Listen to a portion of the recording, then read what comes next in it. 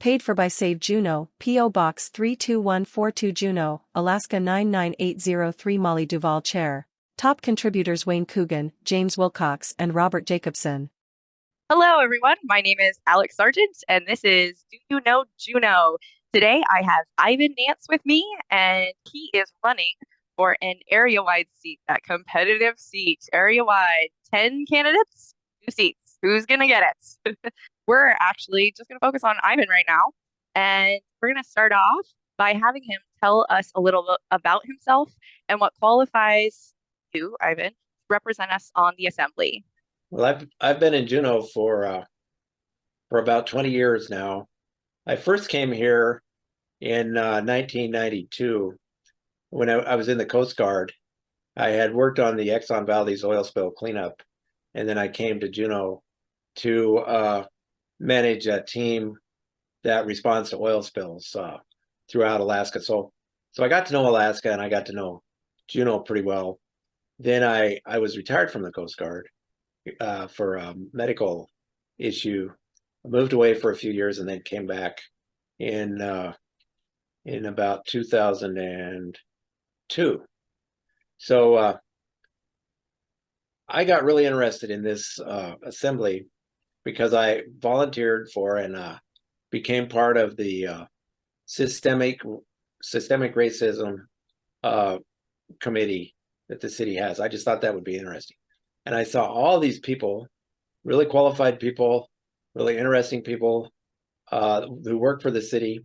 And I started looking at all the things the city does. And the more I looked, the more interesting it was. And so I thought, okay, why don't I branch off away from this one committee?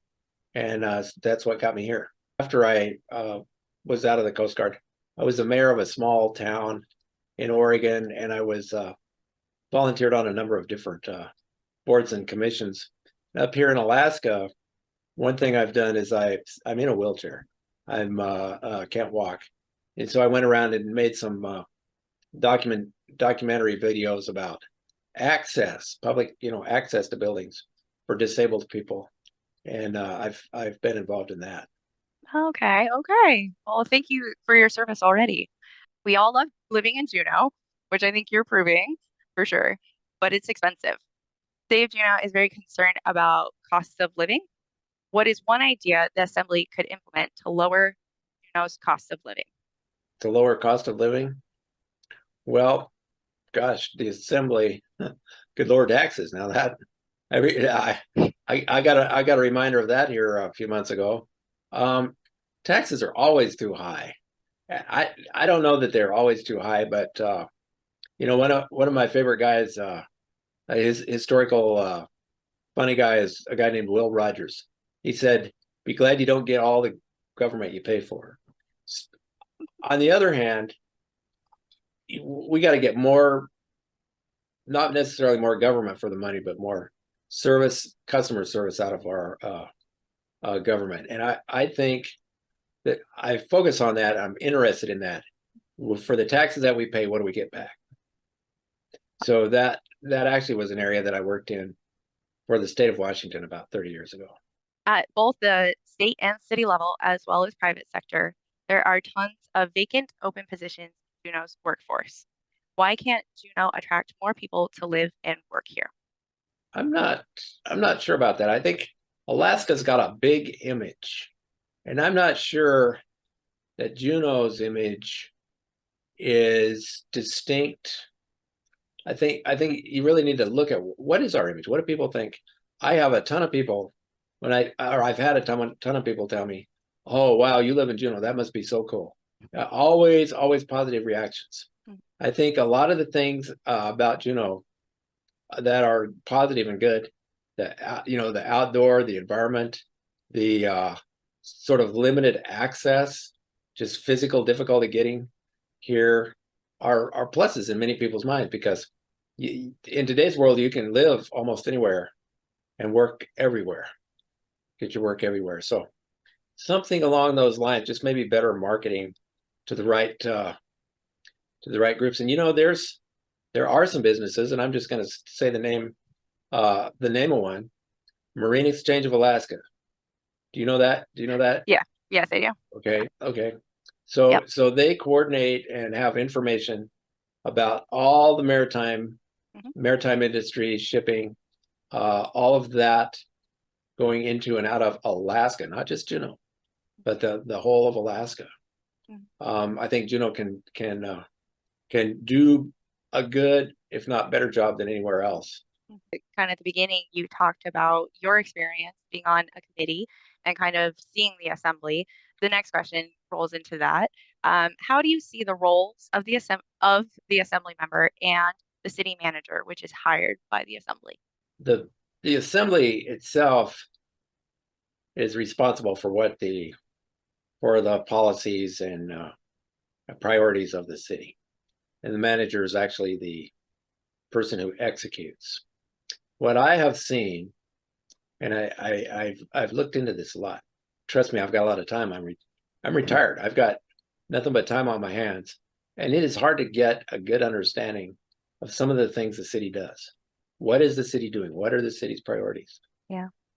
What are the five, let's say the five main things that the city does, that what it spends your money on? And it's hard. That's not all on one piece of paper. It should be. Uh, so the assembly and the manager, I think, could do a better job of presenting just what the city's business is and how it does it. Oh, yeah. Thank you for that. Now we're going to talk a little bit about public opinion and testimonies. How would your decision as an assembly member be affected by public opinion, testimony versus using your knowledge and judgment on issues that you've gained? I think that depends on the issue. Some subjects I feel I know more about than others, but in every case, I need to be receptive and seek the knowledge from others. I think that's an area that I've always looking back, I could have always done better at finding out what others think and what facts are. Because guess what? There's 100 times more facts now than there were 10 years ago, right? Right, I mean, the right. internet's full of facts. Oh, yeah. For every subject's got more facts about it than there really are true facts. So so you need to listen and research and study and also, you know what? Now, don't tell anyone this. I'm the old. Don't please don't. I'm the oldest person running for assembly. Oh, Oldest one. a little token Does card that mean there. wisdom?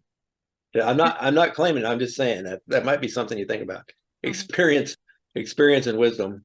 If those are factors now, in traditional societies they are elders and old wise men or wise people, let's say.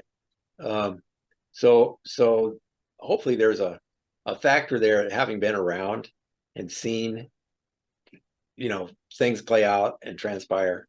I think right now Juneau's in a real a time of great potential growth or improvement, or where things are good and they can really get better. I'd agree with you on that. I think also just how many people are running for assembly this this go around. I think there's a big wave, a massive wave coming, and Yeah. I see it. Right. One of the reasons I'm doing this is because I see that Mhm. wave for sure. People are definitely starting to go, oh, I have to take action and actually start doing stuff. And I've tried to read the biographies of all the people, and get to know something about the people who are running.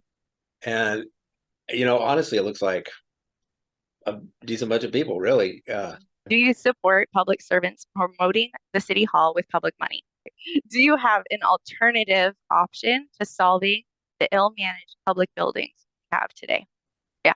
I have a negative reaction to that issue of public money basically supporting this measure that was voted down once. Now it was voted down close, and there may be some if you look in the details, it may be that it's wise to do what's being done right now, but it doesn't look wise. Hmm. It doesn't look Yeah. savvy. It looks like wait a minute. The voters gave you an answer, and you don't. And now you want them to answer again, Hmm. and you're taking some of their money to convince them that they we're wrong. I'll go over it now.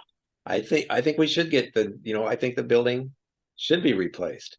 I've been over there several times in the last couple months, and it's silly the way that building is set up, and I'm real sensitive to access since I'm in a wheelchair, getting in and out, getting on elevators, going places. If there's a difficulty, I usually find it fast. Okay, now the next part of your question, I'm sorry, the second part of that question was how should we do? What alternative do I see? Yeah, exactly. I need to look at it closer. I think the new facility is a good idea because it's basically moving forward. I mean, I support it, but I'm not like not a cheerleader, not a get out in front and jumping down up and down. I just think it's good to have some. If all your buildings were built in the 1930s, built when or 40s when Roosevelt was president, you need to think about why is that? Yeah. You need to move forward. Yeah, that makes sense. Some 400 homeowners appealed their property tax assessment this year. Talk to us about property taxes and your stance on. But that's a fundamental way the government pays for itself. It does feel like they went up a lot. I would like to see a little better information about how that money is spent. That goes back to that. I think I mentioned earlier that the city needs to do a better job of explaining to its shareholders. That's what we are. We're the shareholders. What we get for our money. So yeah, a lot of things that happen in government are run by, I don't know, the word insiders comes to mind. When you have accountants and lawyers, people that full-time inside an organization, they have a way of making that organization so that they are indispensable to it. Okay. I like simpler organizations, with one page of rules rather than tens, and that anybody can understand. Let's say attorneys get involved. I mean, I think I'm pretty safe to bash attorneys a little bit here. The more attorneys there are, the more legalistic the law and the less understandable it is to average people.